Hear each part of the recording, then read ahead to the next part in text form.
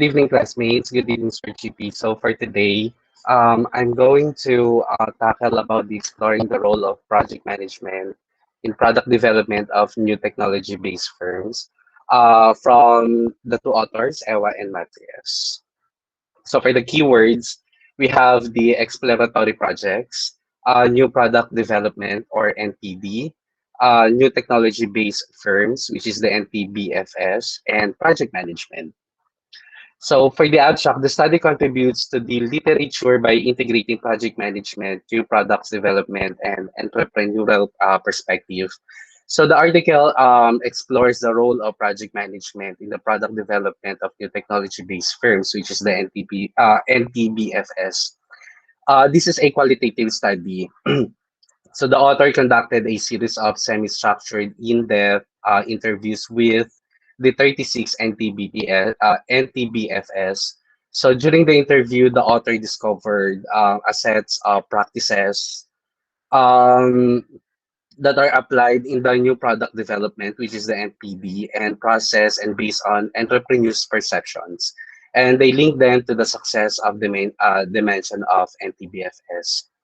And the findings indicate that entrepreneurs apply lean startup and agile approaches to project management to a large extent.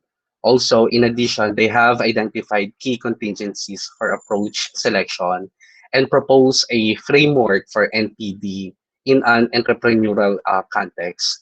And the study contributes to the literature by integrating project management, new product development, and entrepreneurial perspective. So for the background,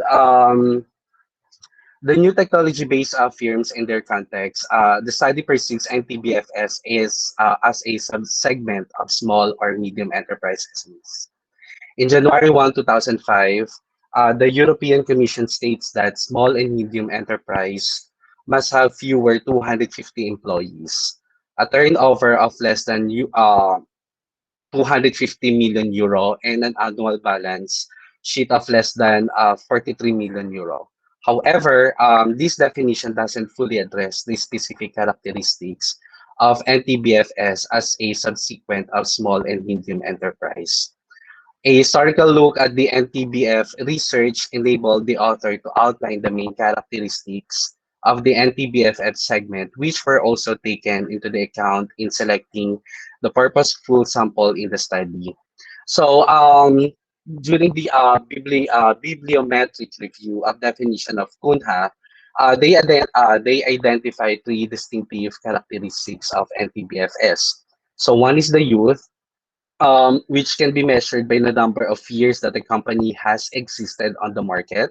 But into the actual study, I think fewer than 25 years for those 36 NTBFS firms. And for the exploitation of an innovation or technological innovation, which is operationalized as an affiliation to high-tech and also applied to the medium high-tech sectors. And for the independence, wherein the entrepreneur owns the majority stake and the venture is independent of capital groups. So for the discovery of opportunity as a project, in the initial stage of the study, the NTBFS exhibits several characteristics of a project. So an entrepreneur aims to develop a unique product or service and needs to manage constraints or a continuous basis. And they develop programs, project portfolio, or sequence of projects that build upon each other. However, for the entrepreneur, it operates under the conditions of unforeseeable uncertainty, which causes an inability to recognize the articulate some of the relevant variables that are important for venture success and their functional relationship. For the NTBFF performance, um, well, this actually measures for judging the success or failure of a project. So the venture success factors are inputs to the management system that lead directly or indirectly to the success of a project. And for the venture success criteria for NTBFS, um, into the article itself, the number of studies have examined the success dimensions of firms and how a consistent performance measurement system can reflect them. However, most of the research has related to small and medium enterprise sector. But for the literature perspective, it was concluded that there is a wide variety of proposed measurement dimensions, which can be grouped into product, customers, what else, people, and finance categories. And second, studies stress that there is a gap in the practical implementation of the proposed system. And it was then concluded that the success of NTBFS is reflected by two factors. So the number one is the product-related dimensions of product efficiency, which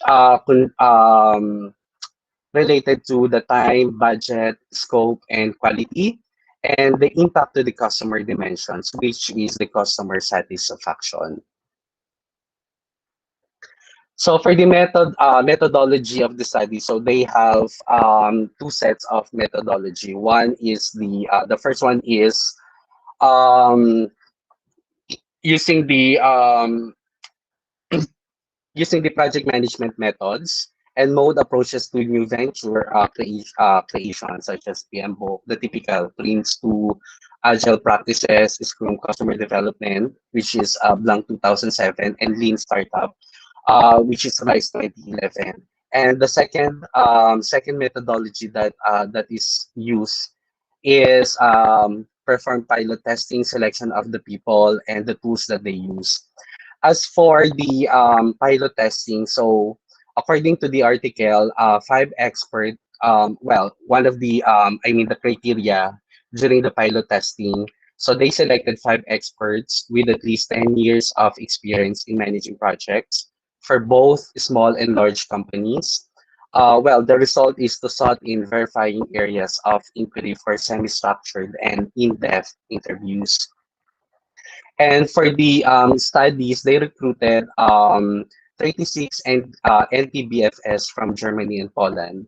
And the sample is based on the NTBFS and their context. The data were collected, okay, recorded and analyzed from, I think that was 2016 and 2017. And interviews were semi-structured and entailed a set of core questions regarding the product development life cycle. So in the first part of the interviews, they explore the ways in which entrepreneurs work on the path from ideation to product launch in the second part. Okay, so they ask entrepreneurs which practices they perceive as most effective for the predefined set of NPD product success dimensions. And as for the tools, they use the Maxda for qualitative data analysis and the Excel to filter and aggregate the data. So, yun. So key findings and discussion, as the entrepreneurs explained, everything is changing. We just learned how the product works, collect feedback, and improve. So the findings demonstrate that the initial stage of the product development, the directions of the entrepreneurial search are mixed. So that's going to be both outward oriented and inward oriented. However, for the outward orientation dominates the market, clients, and competition, followed by the experimenting and prototyping with ideas. Well, this resembles the mechanisms of trial and error. So learning which previous studies have defined as a way of actively searching for a new information and flexibility, adjusting activities and targets to this new information becomes available. And another common that is lack of predefined stages in decision gates. The efforts of NTBFS focus on the product and its market maturity. So the following terms have been used to describe product readiness. So one is the minimal viable product, and the other one is a product vision, which is so-called the strategy, product backlog, product roadmap, milestone, product of proof of concept, and product prototype.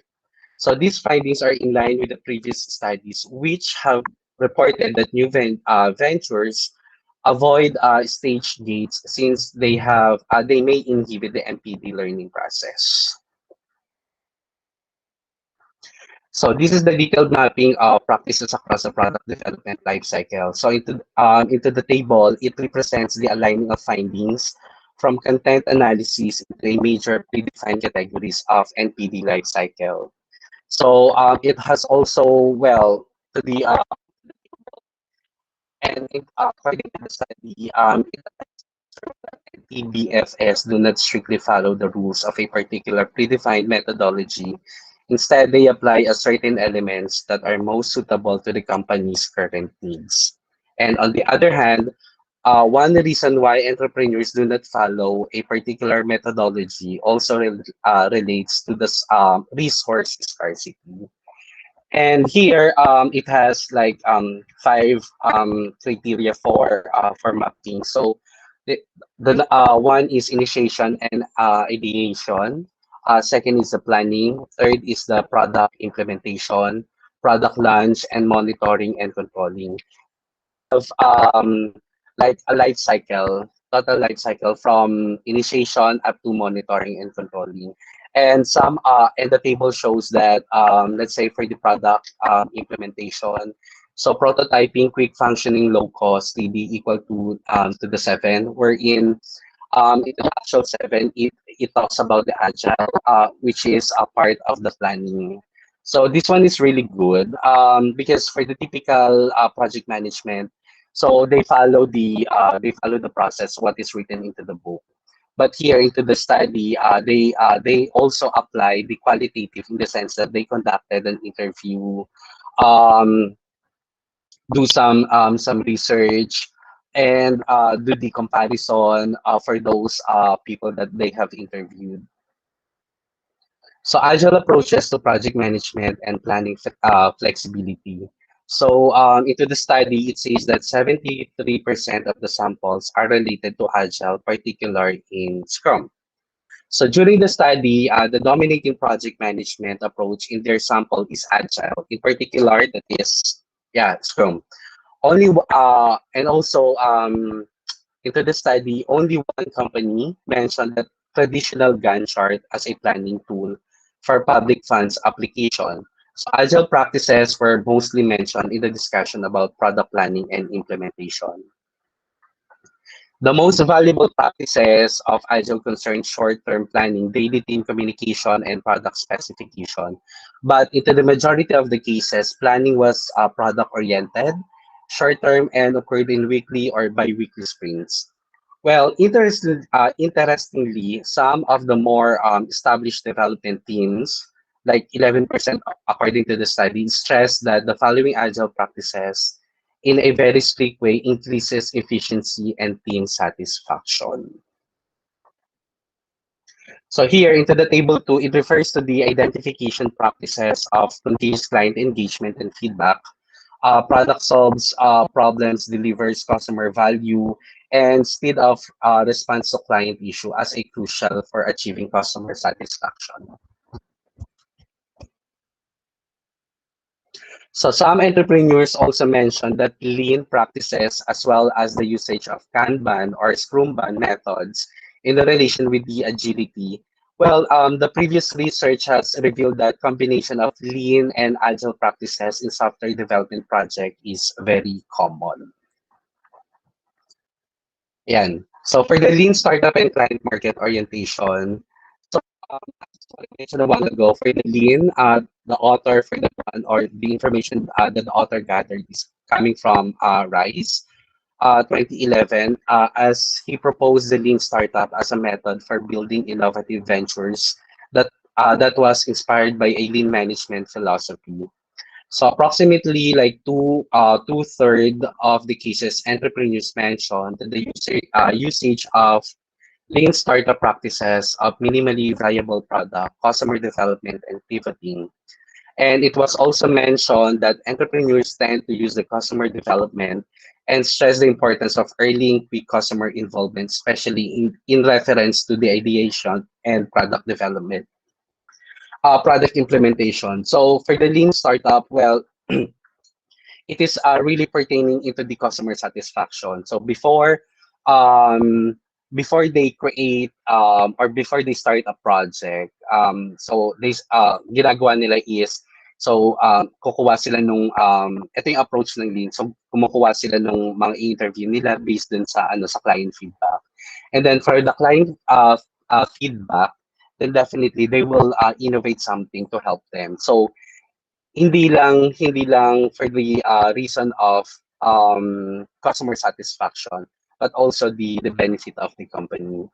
So, kaya ang sinasabi dito, the earlier client engagement, the better. And they would like to know as early as possible if the product is feasible from the business perspective. So, linking practices to product and commercial performance. So, efficiency criteria. So, one is the careful planning, which also the time, detailed product specification, what is the scope, and a precise estimation, which is the budget.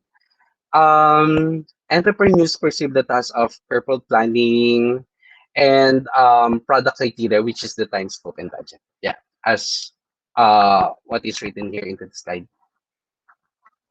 So contingency factors in approach selection. Here, it consists of three: the founder, the venture complexity, and the product. So what are the factors? If it is software-based, implication for NPD practices in NTBFS, so combination of lean startup and agile approaches, minimal viable product, customer development, pivoting from product backlog, incremental development, and daily meetings. So for the product, they have certain factors to consider. And in terms of venture complexity, so they created this table as a data transcript and characteristics of the studied. And TBFS allowed for the identification of contingency factors, which may influence NPD approach selection. And for my last slide, so they combine the four. So this is the framework that they did. So lean startup and agile practices in NPD and NTBFS. So they have dimensions and the lean startup and agile approaches. So the study aimed to explore the role of project management in product development, NTBFS. It has applied the opportunity discovery concept, which perceives the entrepreneurial opportunity as a potentially unexploited project. Also, the dominant approaches to NPD within NTBFS are lean startup and agile approaches, which provides sets of practices to support the proactive search for an opportunity. So software-based firms could benefit from agile approaches to product development, while the hardware-based ventures may benefit from physical prototyping, such as a proof of concept. And here into the actual framework, it proposed a framework that integrates the lean startup and agile approaches as a useful set of practices for NPD in an entrepreneurial context. This knowledge can contribute to further theory development on exploratory project management. Ayun.